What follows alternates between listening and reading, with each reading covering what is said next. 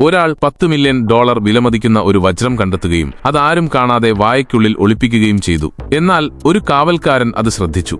എന്നിട്ട് നേരെ ആ മനുഷ്യന്റെ അടുത്തേക്ക് നടന്നു ചെന്ന് വജ്രം ആവശ്യപ്പെട്ടു. മറ്റു വഴികളില്ലാതെ അയാൾ അത് കൈമാറി. എന്നാൽ എല്ലാവരുടെയും മുന്നിൽ വെച്ച് ആ കാവൽക്കാരൻ അയാളെ വെടിവെച്ചു കൊന്നു. വജ്രം ലഭിക്കുന്ന ആരും അത് വിട്ടുനൽകുകയല്ലാതെ മറ്റു മാർഗമില്ലെന്നും അല്ലാത്തപക്ഷം ഇതേ മരണം തന്നെയാകും ഫലമെന്നും എല്ലാവർക്കും വ്യക്തമായി. ഇതേ സമയം അവിടെ പണിയെടുക്കുന്ന സോളമൻ ലോകത്തിലെ ഏറ്റവും വലിയ വജ്രം കണ്ടെത്തി. ആവേശവും ഭയവും കൊണ്ട് എന്തു ചെയ്യണമെന്നറിയാതെ അവൻ കുഴങ്ങി.